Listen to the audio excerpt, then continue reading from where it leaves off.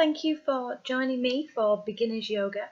So I wanted to record this video because quite a few of my students have been telling me how useful they've been finding the videos so that they can still connect with me if they're not able to come to class, or if any of you are in different places around the world, you can still connect with me by doing these videos. So I wanted to do this beginners yoga for you today because I want you to all see that anybody can do yoga. So yoga is not just for the flexible. I've got a lot of people who come to me and say, oh, I can't do yoga, I can't touch my toes, or I'm not very bendy. And it's a really bad misconception that you have to be flexible to do yoga. Yoga will give you that flexibility once you start to practice. So please don't be put off by thinking that you have to be really bendy. What I will say is, as you move through the video, please do be really truthful with yourself. Be truthful about how your body feels. So if there are any of the asanas or the stretches that are uncomfortable for you or painful, then please stop straight away.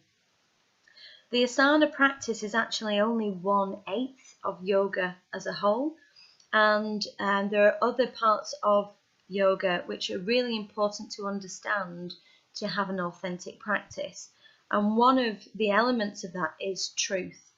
So it's being truthful with your body. Another element is non-violence, so making sure that you're not being violent towards yourself. So if anything hurts, stop. So please don't push yourself to the point of pain, because your muscles and your body will contract, whereas we're trying to create space in the body, we're trying to create that flexibility in the body, and your body will respond if you relax into it as much as you can. So just take your time as you flow through.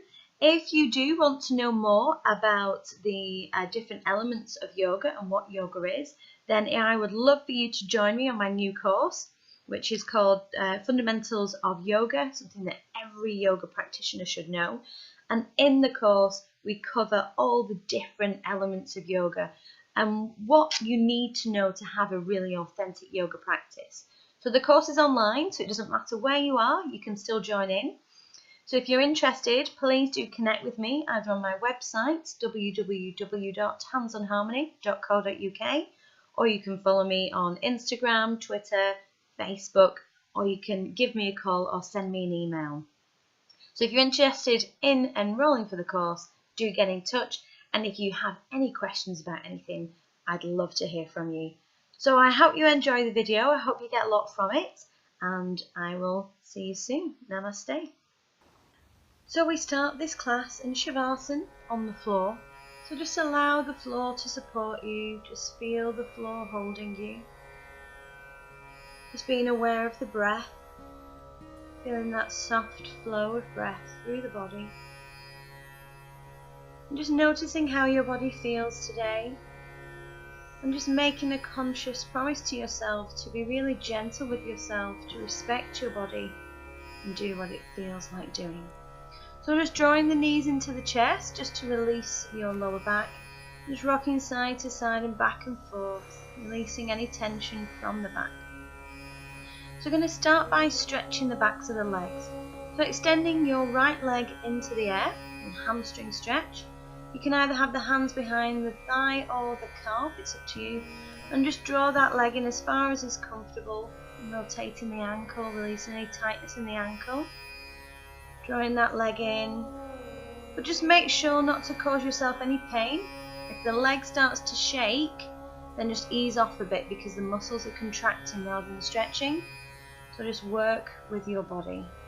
And you can use every out breath to draw that leg in a little further. So flexing the foot and pointing the toes. Just noticing how that works the muscles down the front and the back of the leg. And we're going to stretch the glutes and the piriformis. So taking the right ankle onto the left thigh, either having the hands around the shin or around the back of the thigh, whatever works for you. So you're looking for a stretch around the right glute and hip area. And if you want to increase the stretch, just tilt onto your left hip. So this is brilliant for anyone who suffers with sciatica or back pain. It's only a small muscle, but when it's tight it can press on the nerves in your back, which can cause excruciating pain. So it's a really, really good stretch to do. Okay, so releasing that stretch, and we're going to hug the right knee into the chest now, and we're going to do a gentle twist. So just taking the right arm onto the floor out to the side, with the left hand just guide that right knee over to the side as much as you can. Now make sure that your right shoulder is still on the floor, and just feel that stretch across the chest, a gentle twist through the back. This is great for releasing any tension in your back. And it's incredibly calming as well. So we're working with the parasympathetic in the body now. We're working on relaxing the body. So we'll hug both knees into the chest, just releasing the lower back again, and we'll repeat those stretches on the left. So hamstring stretch on the left, either hands behind the thigh or the calf, whichever works for you. On your out breath, just drawing that leg in as far as is comfortable. Just making sure that you don't pull too far. So don't worry if you don't get much of a stretch here. The more you do these stretches, the easier it will become, and you'll notice the muscles lengthen. So with every out breath, you can draw the leg in a little bit further. So rotating the ankle and then flexing the foot and pointing the toes. Again, just noticing how that changes the stretch in the muscles in the leg. Piriformis stretch now, so left ankle onto the right thigh, drawing the legs in towards you, either hands around the shin or around the back of the thigh. And it's really important here to make sure that your neck and your shoulders are nice and relaxed. It's really easy to pull the legs in towards you, but by doing so sometimes you can cause strain in the shoulders and the neck, so try and keep these nice and relaxed. If you feel you need to increase your stretch, just tilt onto your right hip. Just breathing deeply here, just letting go of any tension. And this stretch is said to help us not only move forward physically, but it also helps us move forward spiritually as well. So hugging the knee into the chest, getting ready for our lying down twist. So left hand to the floor, and then using the right hand, just guide that left knee over to the side. Now don't worry if that knee doesn't go all the way across, it doesn't matter. Main thing is to make sure that the left shoulder stays on the floor. Just breathing deeply, letting go. Just enjoying that release through the body. And hugging those knees into the chest again. Wonderful. And we're going to prepare for our first pose, Setu Bandhasan, the bridge pose. This is excellent for flexibility in the back and in the spine. So you want your heels as close to your bum as you can get them. Make sure that your knees are about hip width apart, and you can feel your lower back connecting with the floor. So we're peeling the tailbone off the floor and just lifting the hips. You want to make sure that your lower abdominals are engaged, you're using your glutes muscles, and your thighs are strong. And we slowly lower back down. And you want to make sure that your tailbone is the first thing to lift and the last thing to lower. So breathing in, peeling the hips off the floor, lifting a little higher. And as you breathe out, just gently place one vertebrae down at a time, with the tail being the last thing to touch your mat. Breathing in, peeling from the tailbone, lifting a little higher, using the glutes, the thighs and the abdominals to have control over your back. And gently lowering the spine back down. Every breath in, peeling the spine off the floor, so increasing that flexibility in your back. And every breath out, gently lowering the spine back down onto the floor. One vertebrae at a time. And really take your time. And please don't worry if this feels, if it feels clunky or it doesn't feel fluid and flowing. The more you do this, the easier it will become. So just be gentle with your body, be understanding with your body. And if this is your first time doing yoga, then just really take it easy. So gently lifting a little higher every time. Just really using the glutes, the core and the thighs to have that control. Relaxing the body. This is incredibly meditative as well. Wonderful for the thyroid, great for your back. Now if you want to, you can come up onto the shoulders, interlocking the fingers underneath the body, lifting the hips high. Nice deep breaths. It's increasing that flexibility in the shoulders here and the neck. And now release the shoulders first if you come into this, and slowly lower the spine back down. And then we hug the knees into the chest again. Releasing any tightness in the back, just to release the lower back. Gentle massage on the back.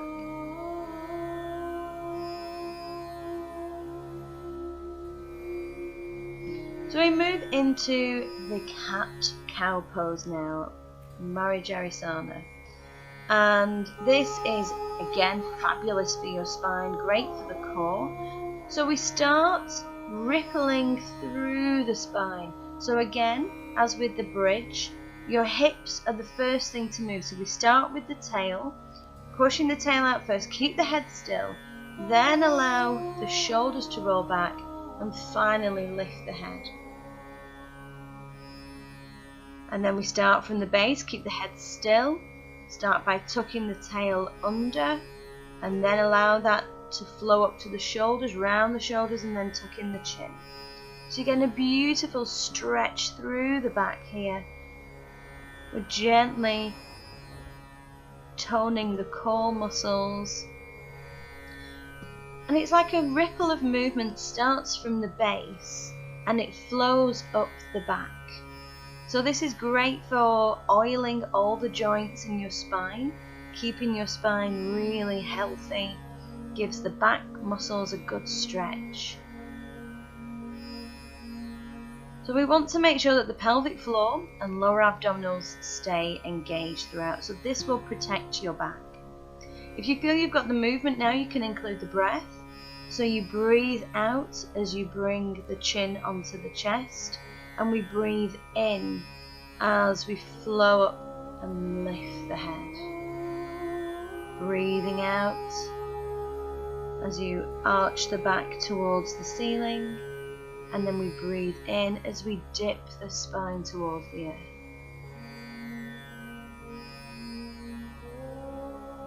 Just feeling that beautiful flow of movement through the spine.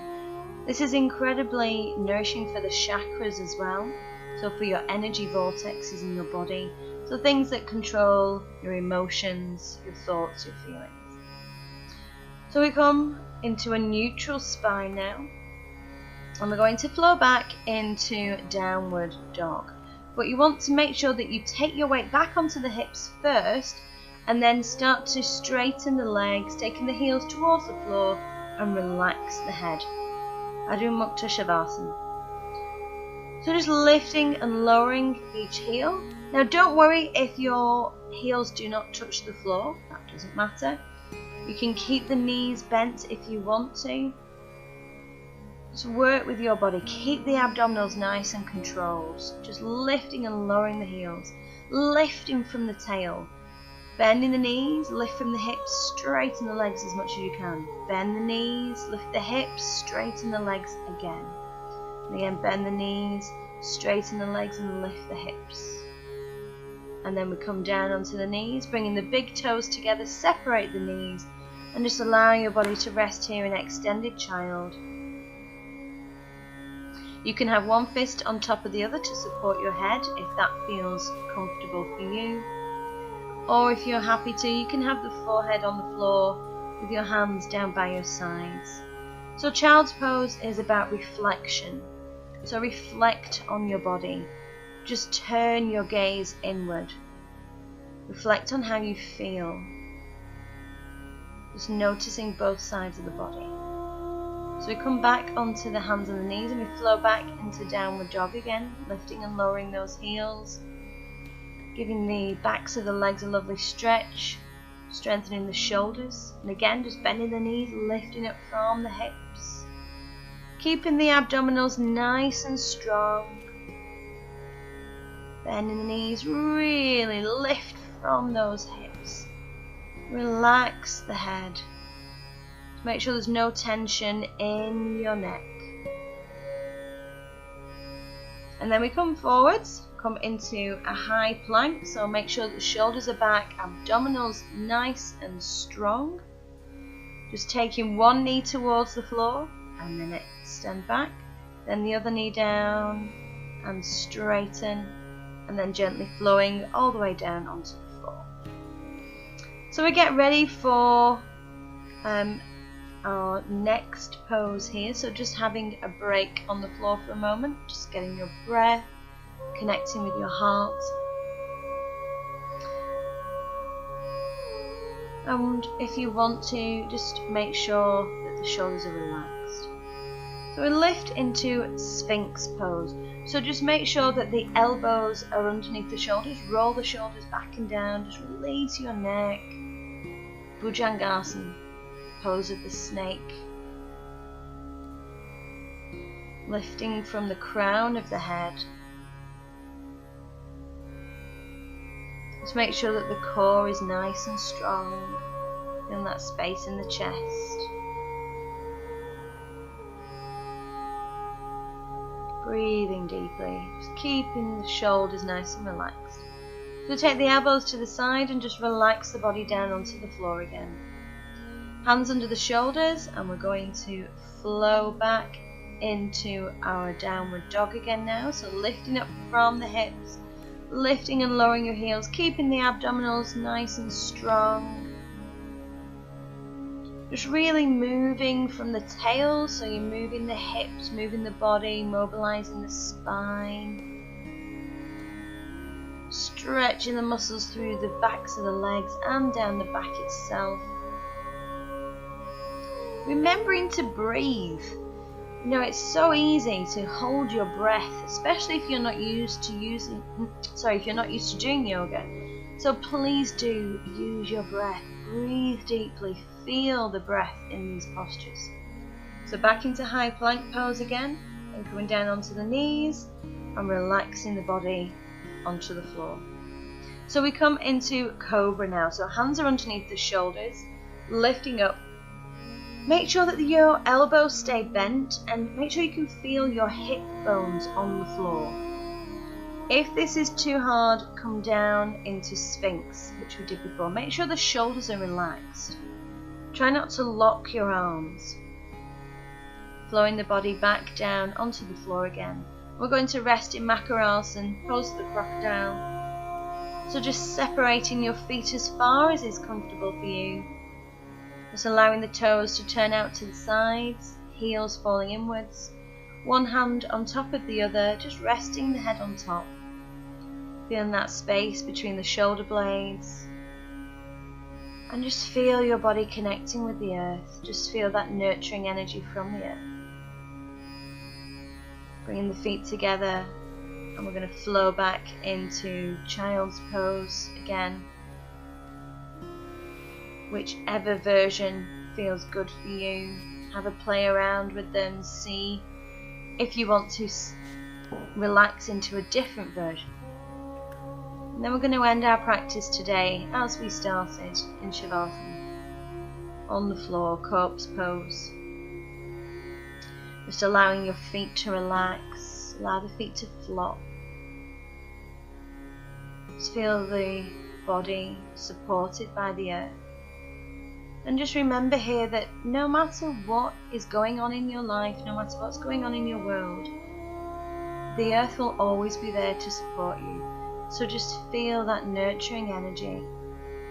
It's relaxing the body, allowing the breath to flow, relaxing the shoulders, the arms, the hands. Breathing in a beautiful sense of peace. Breathing out, letting go of any physical tension, any emotional tension. Just give in, let go, surrender. Releasing any lactic acid build-up from the body. Just giving yourself time to breathe in so many senses of the word.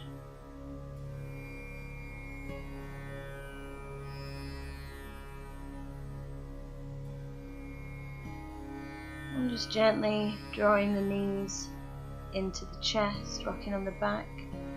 In your own time, just bringing yourself to sit in a position that feels comfortable for you. Sitting in easy pose, if that's comfortable. Just connecting with your breath, connecting with your body. Namaste. Thank you for joining me.